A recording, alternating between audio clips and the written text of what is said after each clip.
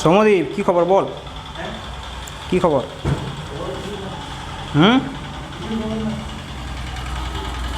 Salon তো বন্ধ। হ্যাঁ রে,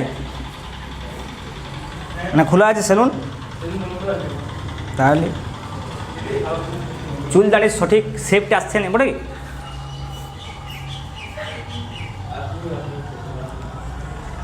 সৌম্যদীপ সেলুনে যে বলেছে যে প্রসেনজিৎ স্যার আমরা দাড়ি কেটে দিন, আমি খবরটা পেয়েছি। সৌম্যদীপ বটে ঠিক তো কথাটা?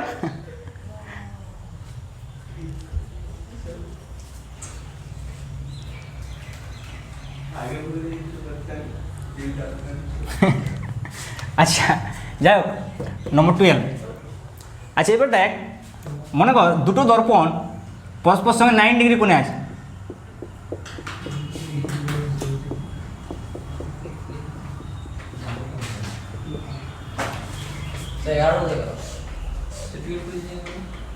এই 11 নম্বর পয়েন্ট হবে, তাই হোক, ঠিক আছে এবারে। আচ্ছা এখানে মনে করো একটা অবজেক্ট আছে, ঠিক আছে, এই অবজেক্টটা ইমেজ সৃষ্টি করছে, এই দর্পণটা এটা 9 ডিগ্রি আছে, পারপেন্ডিকুলার আছে, তাহলে এই অবজেক্টটা এই দর্পণটার সাপেক্ষে একটা ইমেজ সৃষ্টি করলো মনে করো এখানে, ইমেজ I1, এই ডিস্টেন্সটা যা হবে এই ডিস্টেন্সটা তাই হবে। এবার মনে কর এই দিকে একটা ইমেজ সৃষ্টি করেছে,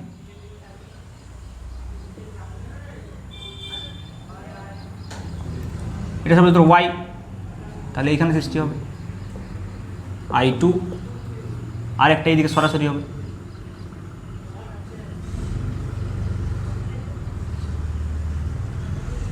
I3, তিনটে ইমেজ সৃষ্টি হবে দেখ অবজেক্টের। আর কোনো ইমেজ সৃষ্টি হওয়ার সম্ভাবনা আছে কি কোনোভাবে? দেখ এই অবজেক্টের জন্য এই মিরারটা এইদিকে ইমেজ সৃষ্টি করলো, এই অবজেক্টের জন্য এই মিরারটা এইদিকে সৃষ্টি করেছে, আর এই অবজেক্টের জন্য এইখানে সরাসরি সৃষ্টি হবে একটা কোনাতে। তাহলে তিনটা ইমেজ সৃষ্টি হয়েছে টোটাল। দুটো মিরার যখন পারপেন্ডিকুলার থাকছে তখন তিনটা ইমেজ সৃষ্টি হচ্ছে। ছবিটা বুঝে আছিস?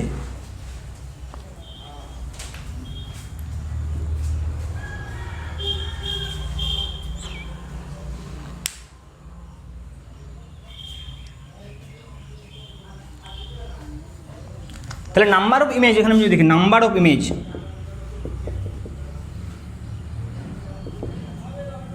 এখানে হচ্ছে 3। আর যদি বলি angle between two mirror,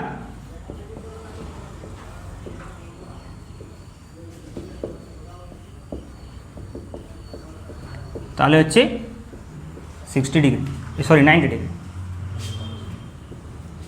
90 degree.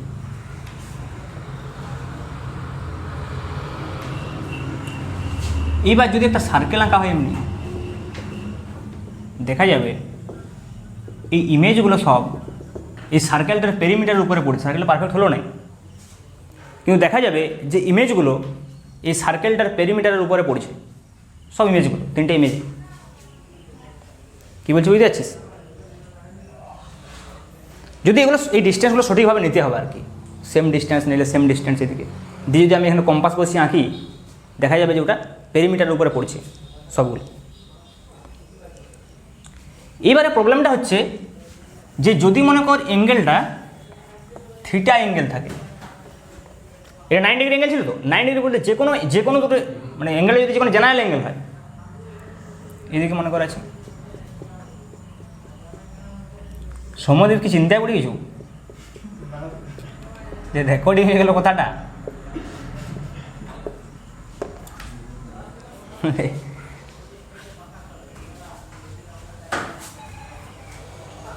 Salon ভাড়াটাকে আমি বললাম তাহলে আমাকেও বিরাট কোহলির মতো একটা ফ্র্যাঞ্চাইজি দেন, যদি কিছু টাকা পয়সা ইনকাম হয়। বটে অত টাকা দরকার নেই বিরাট কোহলির মতো, একটু কম দিল।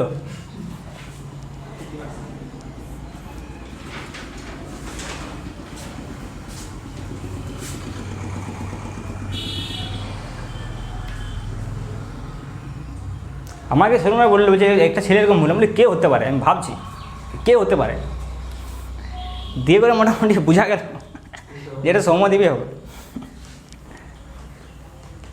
আর তো কারণ দাঁড়িয়ে নাই, ধরা পড়ে যাচ্ছ তুই।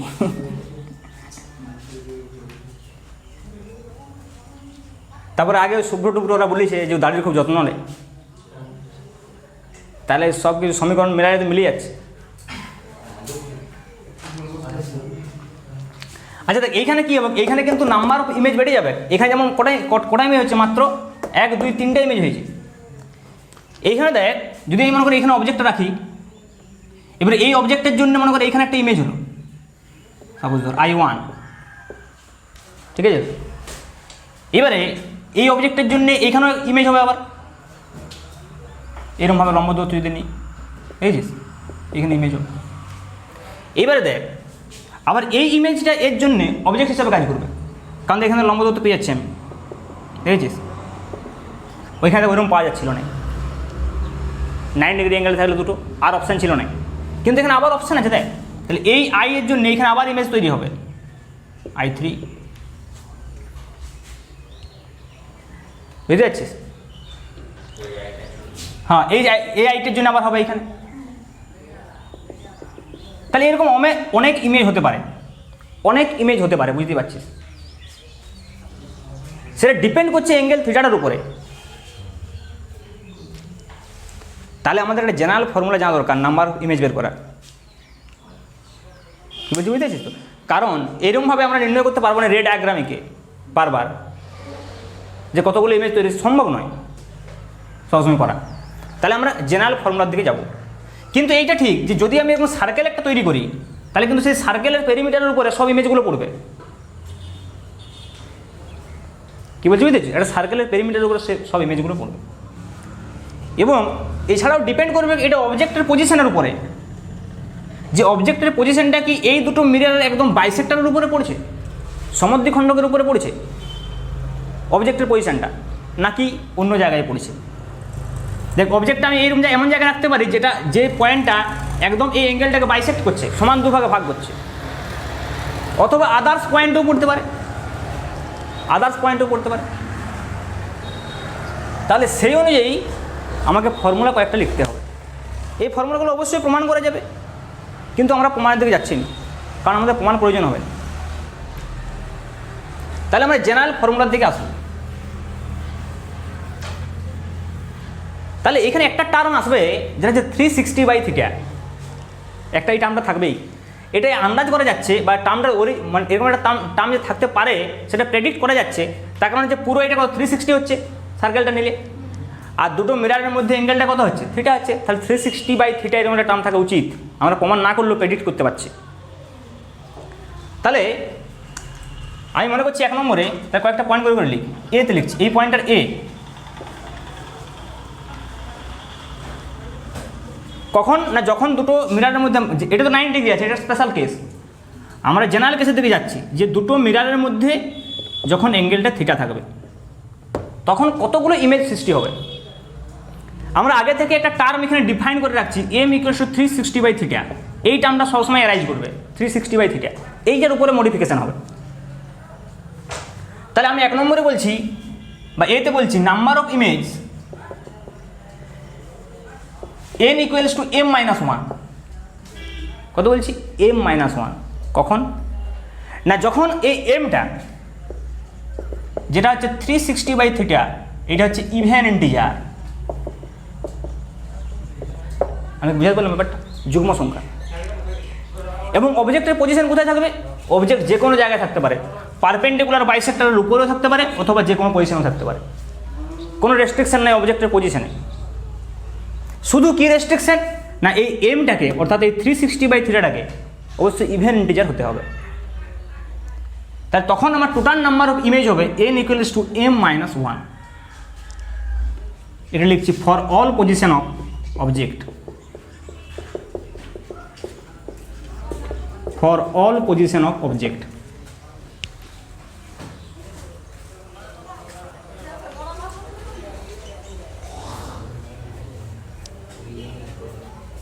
হয়েছে। এবারে বিতে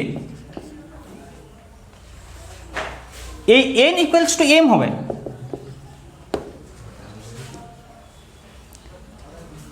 ফর m = 360/θ অড ইন্টিজার, যদি এটা অড ইন্টিজার হয়, কিন্তু অবজেক্টের পজিশনের রেস্ট্রিকশন আছে, এটা পারপেন্ডিকুলার বাইসেক্টরের উপরে হওয়া চলবে না।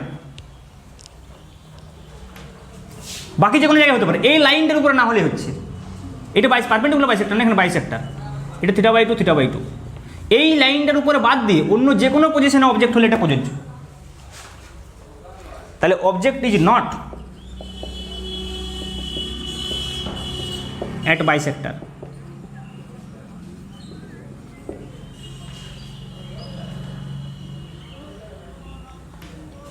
সিতে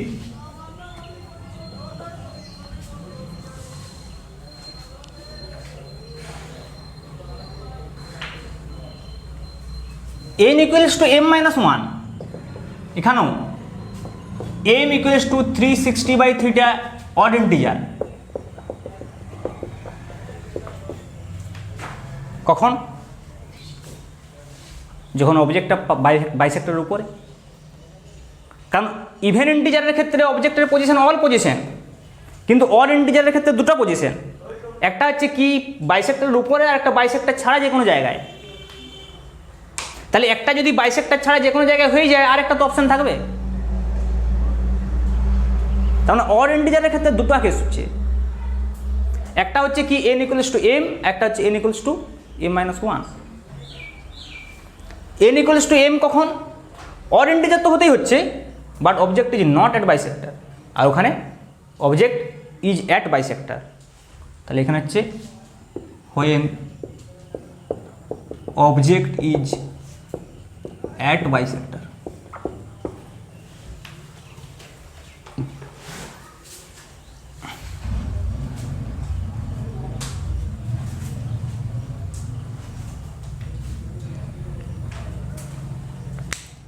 রাহুল, ছায়ার মধ্যে সবুজ কালি লেখা আছে বটে, দ্বিতীয় পাতাটা উল্টা দিকে। হ্যাঁ, ওই কেন লেখা আছে বুঝতে পারছি এবারে? দেখুন সে কি দেখবি দু একটা ওরা ওই নোট করে লিখে দিয়েছি এখানে ওখানে। আচ্ছা যাই হোক, তাহলে object is not at bisector আর অবজেক্ট ইজ অ্যাট বাইসেক্টর। আচ্ছা আর কি কোনো অপশান থাকতে পারে?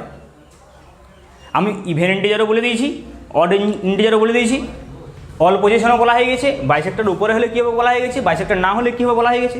আর কি কিছু বাকি থাকতে পারে? হ্যাঁ, ইন্টিজার না হলে যদি ফ্র্যাকশন হয়, 360/θ এমটা যদি ফ্র্যাকশন হয় তখন কী করবে? তখন কিছু করার দরকার নেই, জাস্ট ওই ইন্টিগ্রাল ভ্যালুটা নিয়ে নিবি। মনে করো ভাগ করলে 2.3 এলো, 2 নেবো। ভাগ করলে 5.2 এলো, 5 নেবো। তাহলে নেক্সট ডিতে লিখ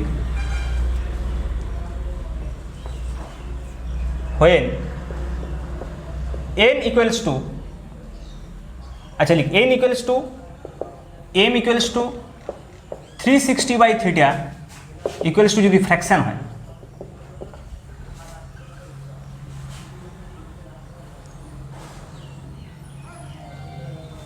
তাহলে কি নিতে হবে? ইন্টিগ্রাল পার্টটা তোকে নিতে হবে। ইন্টিগ্রাল পার্ট মানে অখণ্ড অংশটা,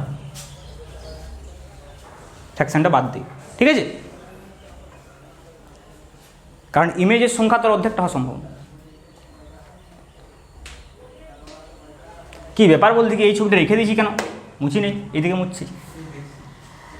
হ্যাঁ সেটাই দেখছি নেই, কারণ এটা ভেরিফাই করবো একবার এই জেনারেল ফর্মুলা দিয়ে। তাহলে এখানে যেটা আমরা রেড ডায়াগ্রাম এঁকে করেছি যে নাম্বার অফ ইমেজ 3 আর অ্যাঙ্গেল বিটুইন 2 মিরর 90, তাহলে ফর্মুলা থেকে এটা করা যাবে কি? নাম্বার অফ ইমেজ 3 আসছে দেখি। তাহলে আমাদের ফার্স্ট কাজ কী হবে নির্ণয় করার জন্য? প্রথমে এমটা আগে বের করতে হবে, তাই তো? তাহলে এই প্রবলেমটার ক্ষেত্রে আমরা এইটা মনে করে জানি না, এখন নাম্বার অফ ইমেজ বের করতে চাইছি। আমাকে দুটো মিরারের মধ্যে অ্যাঙ্গেলটা দেওয়া আছে। তাহলে দেখ আমার এম ইকুয়ালস টু কত হবে? 360/90, দ্যাট ইজ ইকুয়ালস টু 4। এটা কি অড না ইভেন ইন্টিজার? 4টা অড হয়ে গেল, ইভেন ইন্টিজার। তাহলে এন কত হবে? ফর্মুলা কি বলছে? m-1 for all position of object. তাহলে 4 - 1 দ্যাট ইজ 3 ওরে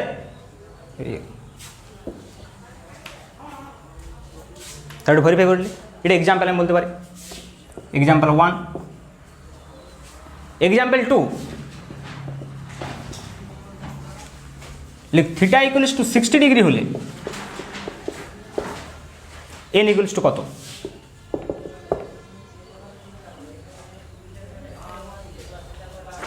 প্রথম ফর্মুলাটা একটু বেশি মনে রাখার চেষ্টা করবি, ঠিক আছে? তো ওইটা ইজি এবং পরীক্ষায় বেশিরভাগ পরীক্ষা ওটাতেই পড়ে যায়, ওটা বেশি কমন আর কি।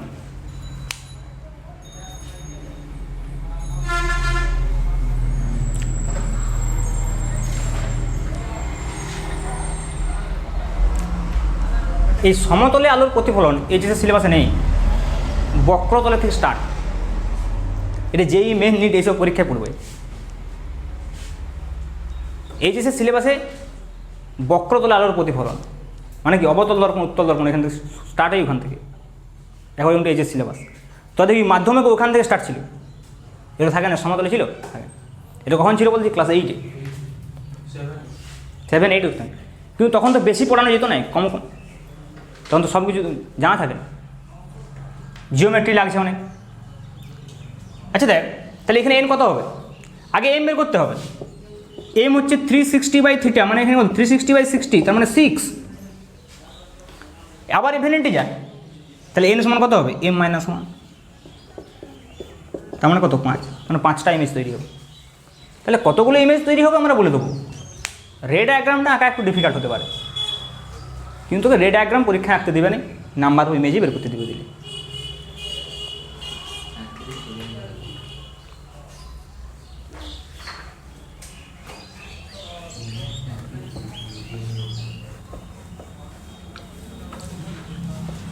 হয়েছে? Next point,